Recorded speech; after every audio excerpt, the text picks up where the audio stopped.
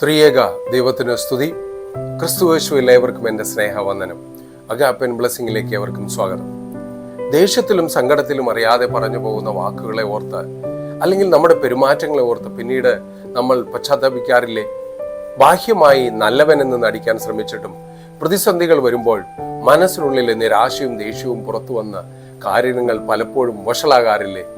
കർത്താവിൽ പ്രിയ സഹോദരി സഹോദരങ്ങളെ, നമ്മുടെ ജീവിതവും വാക്കുകളും മാറണമെങ്കിൽ ആദ്യം നമ്മുടെ മനസ്സിനുള്ളിൽ സൂക്ഷിച്ചു വെച്ചിരിക്കുന്ന ചിന്തകൾ മാറണമെന്ന് പഠിപ്പിക്കുന്ന അതീവ ശക്തമായ മനോഹരമായ വചനമാണ് ഇന്ന് നമ്മൾ ധ്യാനിക്കുന്നത്. വിശുദ്ധ ലൂക്കോസ് 6:45 വചനം ഇപ്രകാരമാണ്: നല്ല മനുഷ്യൻ തൻ്റെ ഹൃദയത്തിലെ നല്ല നിക്ഷേപത്തിൽ നിന്ന് നല്ലത് പുറപ്പെടുവിക്കുന്നു, ദുഷ്ടൻ ദോഷമായതിൽ നിന്ന് ദോഷം പുറപ്പെടുവിക്കുന്നു.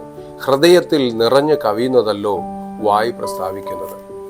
യേശുക്രിസ്തു സമതലത്തിൽ വെച്ച് ജനക്കൂട്ടത്തോട് പ്രസംഗിച്ച ഭാഗമാണ് ഇത്.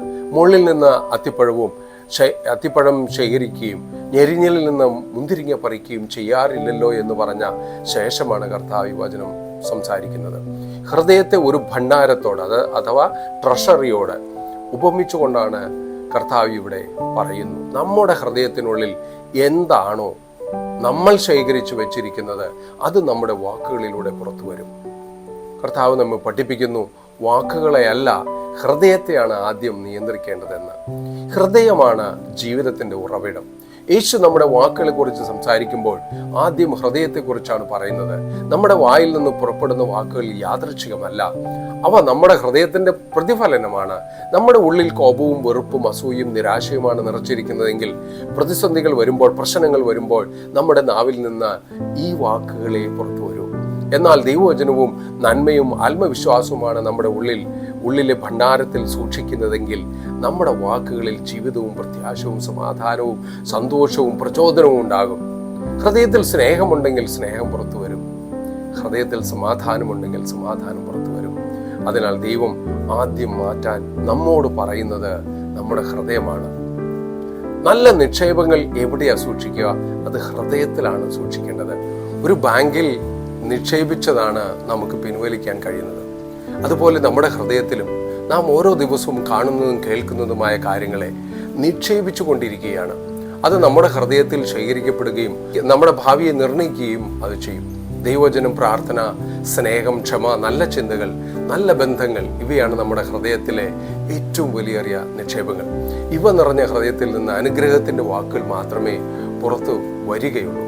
നമ്മുടെ വാക്കുകൾ മറ്റുള്ളവരുടെ ജീവിതത്തെ സ്വാധീനിക്കുകയും ചെയ്യും. ഒരു വാക്ക് ഒരാളെ ഉയർത്താനും അയാളെ തകർക്കാനും സാധിക്കും. പ്രോത്സാഹനത്തിന് ഒരു വാക്ക് നിരാശനായ ഒരാൾക്ക് പുതിയ പ്രത്യാശ നൽകും. ക്ഷമയുടെ ഒരു വാക്ക് തകർന്ന ബന്ധങ്ങളെ കൂട്ടിച്ചേർക്കും. അതുകൊണ്ട് സംസാരിക്കുന്നതിന് മുമ്പ് നമ്മുടെ ഹൃദയം കർത്താവിലേക്ക് സമർപ്പിക്കാം. യേശുവിന് നമ്മുടെ ഹൃദയത്തെ മാറ്റാനായിട്ട് സാധിക്കും. സ്വന്തം ശക്തി കൊണ്ട് ഹൃദയം മാറ്റുക എളുപ്പമല്ല, എന്നാൽ കർത്താവിന് അത് സാധ്യമാണ്. അവൻ നമ്മുടെ ഹൃദയത്തെ പുതുക്കുകയും ദേഷ്യത്തിന് പകരം സ്നേഹം, ഭയത്തിന് പകരം വിശ്വാസം, നിരാശയ്ക്ക് പകരം പ്രത്യാശയും നൽകുകയും ചെയ്യും. ദൈവവചനത്തോടെ നിറഞ്ഞ ഹൃദയ ജീവിതത്തെ നമുക്ക് സ്വായത്തമാക്കാം. നമ്മുടെ ജീവിതത്തിൻ്റെ യഥാർത്ഥ അവസ്ഥ വെളിപ്പെടുന്നത് നമ്മുടെ വാക്കുകളിലൂടെയാണ്. ഒരു മനുഷ്യനെ മറ്റുള്ളവർ മനസ്സിലാക്കുന്ന അവൻ്റെ വാക്കുകളിലൂടെയും പ്രവൃത്തിയിലൂടെയും മാത്രമാണ്. ഇന്ന് നമുക്ക് സ്വയം ഒന്ന് പരിശോധിക്കാം. എൻ്റെ ഹൃദയത്തിൽ എന്താണ് നിറഞ്ഞിരിക്കുന്നത്? എൻ്റെ വാക്കുകൾ മറ്റുള്ളവർക്ക് അനുഗ്രഹമാണോ? ദൈവവചനത്തിൻ്റെ ഹൃദയത്തിൽ ഒന്നാം സ്ഥാനം ഞാൻ കൊടുക്കുന്നുണ്ടോ? നമുക്ക് നമ്മുടെ ഹൃദയം കർത്താവിലേക്ക് സമർപ്പിക്കാം. അപ്പോൾ നമ്മുടെ ജീവിതവും വാക്കുകളും മറ്റുള്ളവർക്ക് വെളിച്ചവും പ്രത്യാശവും ഒരു അനുഗ്രഹവുമായി മാറും. നമ്മൾ തന്നെ ഒരു അനുഗ്രഹമായി മാറും. കർത്താവ് നമ്മുടെ ഹൃദയങ്ങളെ വിശുദ്ധമാക്കുകയും നമ്മുടെ വാക്കുകളിലൂടെ അനേകർക്ക് പ്രത്യാശയും സമാധാനവും നൽകുവാൻ എല്ലാവർക്കും കൃപ നൽകുമാറാകട്ടെ. ആമേൻ.